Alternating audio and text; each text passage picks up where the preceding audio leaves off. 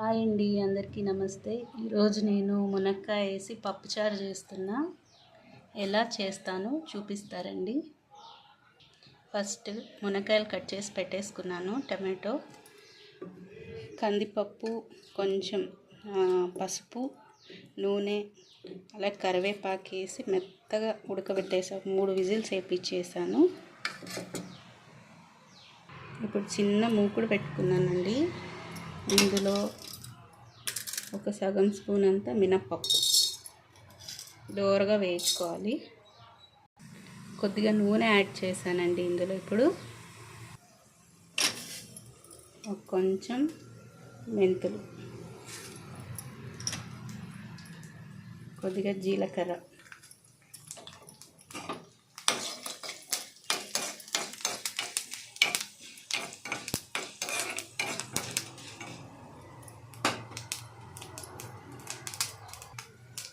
అలాగే టమాటో.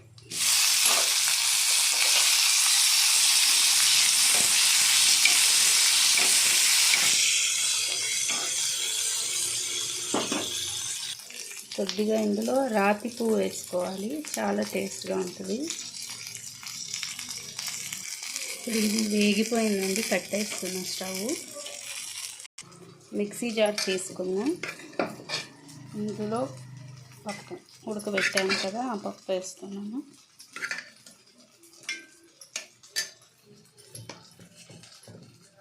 ఒక స్పూన్ కారం, కొంచెం, అలాగే కొద్దిగా కసూరి మేతి,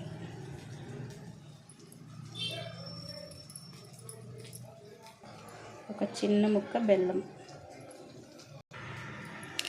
ఉప్పు.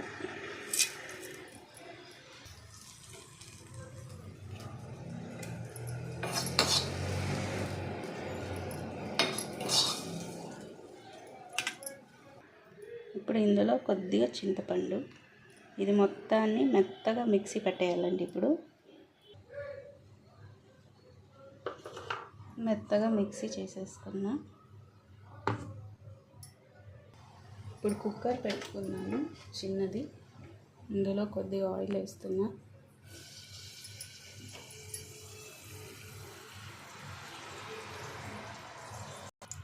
మునక్కాయలు వేస్తున్నా.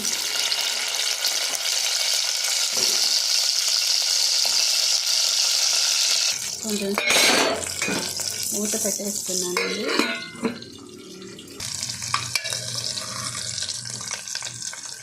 ఇలా వేగాయండి కొద్దిగా. ఇందులో ఇప్పుడు టమాటో ముక్కలు వేసేస్తున్నా. ఒక టమాటో వేయించాను, ఒక టమాటోని పులుసులో వేసేస్తున్నాను.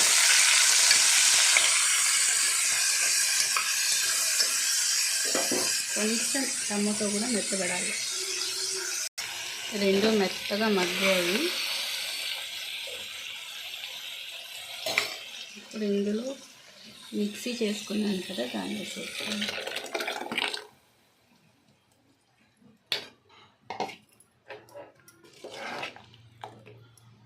ఒక గ్లాస్ అంతా వాటర్ వేసుకుందాం.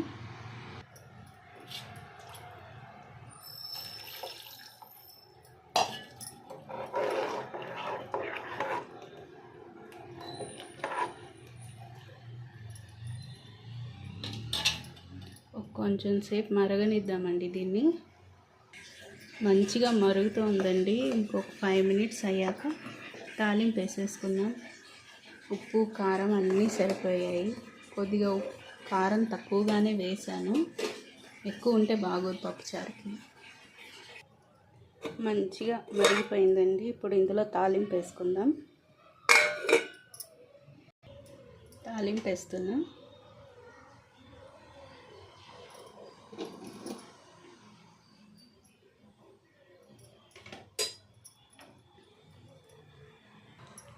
ఇందులో చిన్నులపై,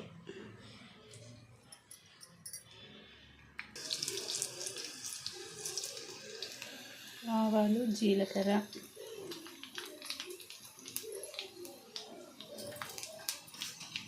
కొంచెం మెంతులు, ఇంగువ,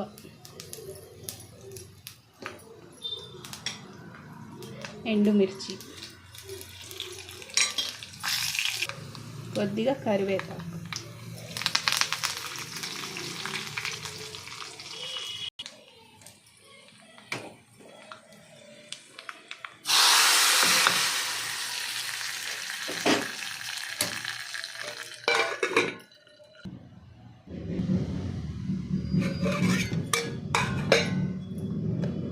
మా ఇంట్లో ఇలాగే చేస్తామండి పప్పుచారు. మా అత్తయ్య ఇలాగే చేస్తారు.